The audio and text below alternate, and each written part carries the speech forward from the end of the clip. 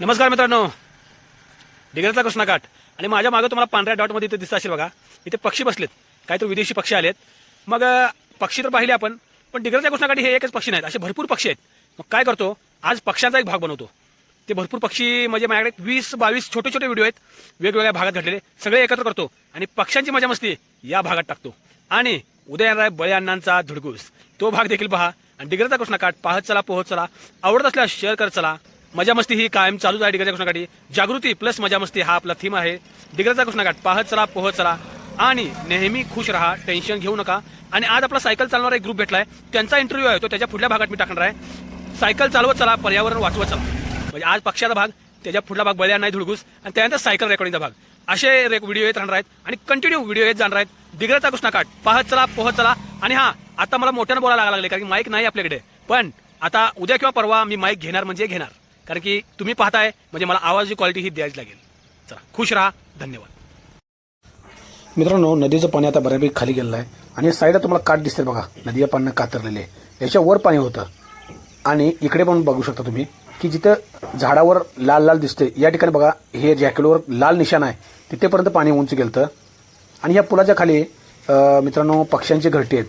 जे खांब आहेत ना, त्या खांबावर पक्ष्यांची घरटी. पक्षी म्हणजे कुठला पारवळा पक्षी आहे हे बघा. त्यातलं नुकतंच एक नवीन पिल्ली बाहेर उडून आल्यात, जास्त अंतर उडत नाहीये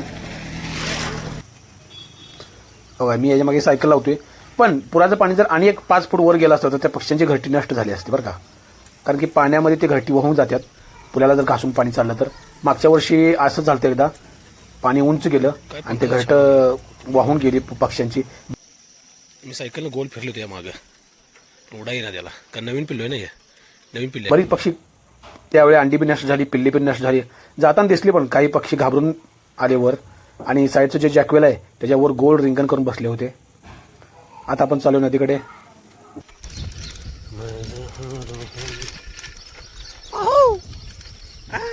लवकर आवरला आज, एवढं सुट्टी नाही का. आणि आपल्या तोंडात ते सकाळी गाणं बसलेलं, ते गुणगुणावं म्हटलं. तेरी याद साथ है,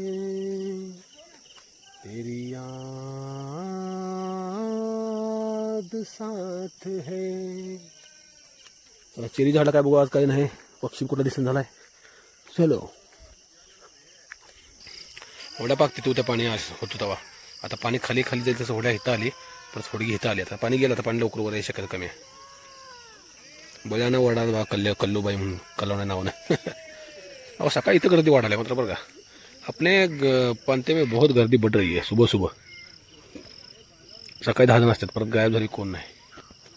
तुम्ही म्हणत असाल पक्ष्याच्या ब्लॉगमध्ये आता हे काय दाखवले, पण पक्षी आला बघा. इथं कोकिळा आहे बरं का, कोकिळ्याचं पिल्लं आहे इथं. हे गंडले बरं का, हे गंडलेलं आहे आता इथं, कारण हे कोकिळ्याचं पिल्लं आहे, मादी कोकिळ्याचं पिल्लं आहे. आणि त्याला हे कावळा जेवण घालतात. आता उडून बसला, हा इथं बसलाय बघा,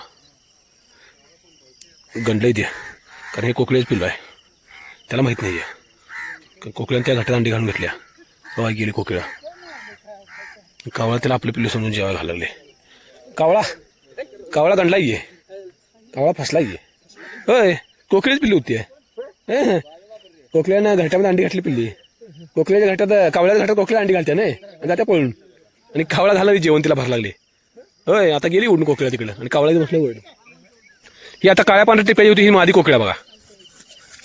पांढरे पांढरे होती, पांढरे पांढरे ना, ती मादी. तिला आवडा येते बरं का. काळी कोकिळा ओरडत्या, नर कोकिळा देऊ, ही मादी कोकिळा. ही कोकिळा ओरडल्याला बघितला तुम्ही हसचिला. कोकिळ्याचा घसा कसा बसला ओरडत, तसं ओरडते. माझ्याकडे हाय बारीक आवाज, कारण लई जवळ जाऊन देत नाही, लगे उडते ही. त्या कोकिळ्याचा आवाज लांब लांबपर्यंत जातोय. हा, ही लई जरा जवळ गेली तर उडते, कारण हिचा आवाज बारीक असतोय. हा, तिचा आवाज मधुर असतोय, ह्याचा घसा बसल्यासारखा आवाज येते. अरे टिटवीच पिल्लू नवीन आले बा, झाडाला पाय.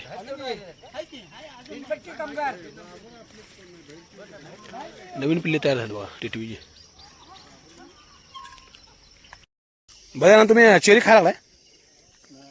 तुम्हाला सांगू का, तुम्ही एक जरी चेरी हुडका गेला नाही, तुम्हाला एक पण मिळणार नाही, कारण त्यात मादी कोकिळा बसल्या, ती दररोज खाते चेरी.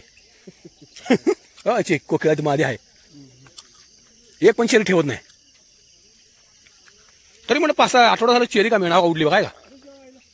हे हरियाला आहे बघा, हे हरियाला आहे, महाराष्ट्राचा राज्य पक्षी. रॉक पिजन म्हणजे रॉक पिजन. चेर लय आवडतंय लय जण खायला हरियाला खायला लागले, मादी कोकिळा खायला लागल्या, त्यामुळे एक पण चेर घावणार. पक्षीला जबरदस्त आहे बघा ते. हिरवा कबूतर हो, रॉक पिजन. हिरवा कबूतर आपल्याकडे नसतं ते महाराष्ट्राचा राज्य पक्षी आहे तो, कोणाला माहित नाही जास्त. हाय. आणि महाराष्ट्राचा फुलपाखरू कुठला आहे?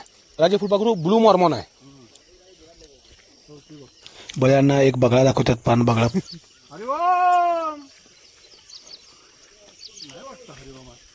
हरिओम माल नाही अजून.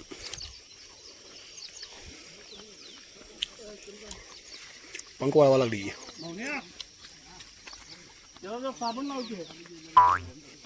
कोणाला त्या बघायला पंख वाळवाली ती.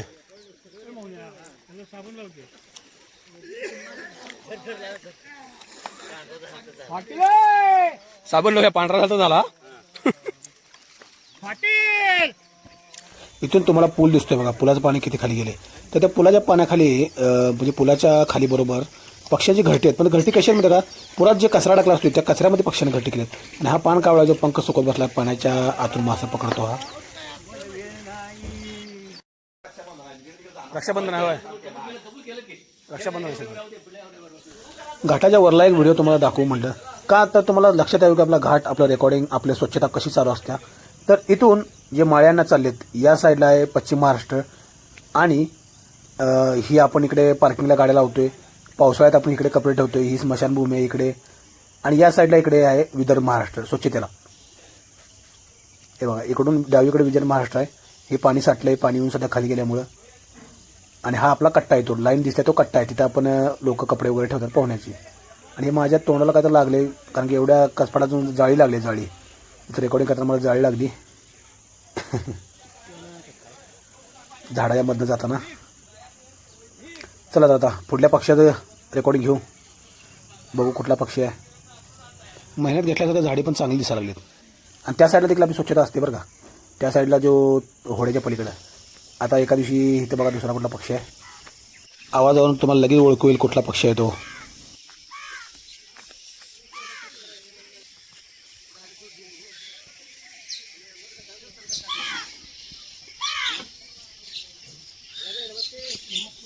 इथून तुम्हाला दिसत नाही, पण कोकिळेचं तोंड एकदम लाल आहे. मग छोटे पिल्लू आता बाहेर पडून आले.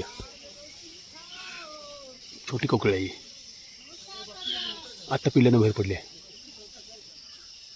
आणि घाटाने पळून आले असणार आहे. त्यामुळे दोन कावळे मागे लागलेत. पाणी किती वर येऊन गेले तुम्ही बघितलं, निशाणावरनं कळतेच. आणि हे कातरल्या काठाच्या वर जे पाणी तटलंय त्या ठिकाणी हे फ्लेमिंगो टाईपचे मोठे मोठे बगळे आहेत. प्रत्येकजण चोच खाली घालून नुसता पाण्यात फिरतोय. काही काहीचे चोची तर चमच्यासारखे आहेत, असं चमच्यानं मासा पकडल्यासारखं पकडतात. एवढा किती काटा खाली पाणी गेले. एवढं असताना देखील इथं पवल्याचा व्हिडिओ आहे बरं का, जिथं मासा आता बगळे खायत ना तिथं देखील पक्कापाटलाचा व्हिडिओ आहे पवल्याला, पूर्ण पाणी असताना. तिने होडी उभारली ती शर्त्या लागल्यासारख्या. तर पक्षी कुठला बसला बघूया. चिरी खायला एकदा कोकिळा आहे, त्या मादी कोकिळा. आज काय हरियाल पण नाही, मादी कोकिळा नाही. काल तर हरियाल होतं.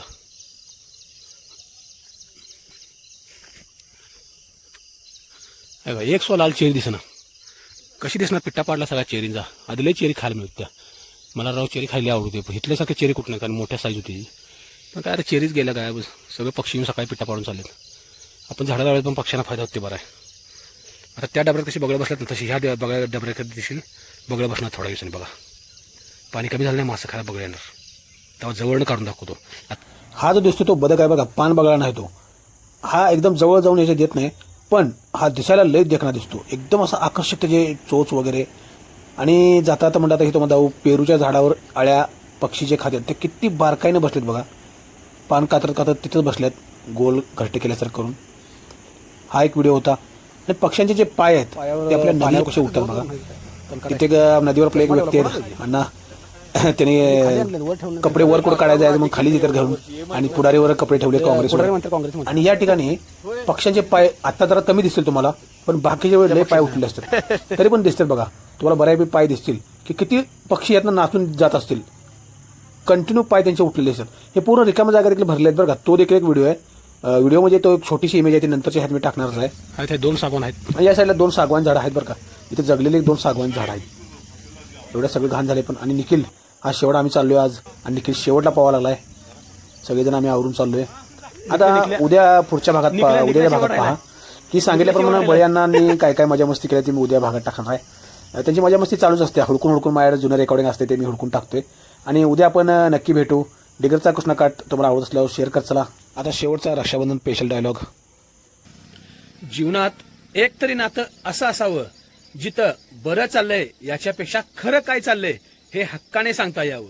आणि हे नातं भावाभावांचं असू शकतंय पण बहीण भावाचं नक्कीच असतंय. थोड्या वेळासाठी का होईना पण बालपण परत आणणाऱ्या रक्षाबंधनाच्या सर्वांनाच हार्दिक शुभेच्छा.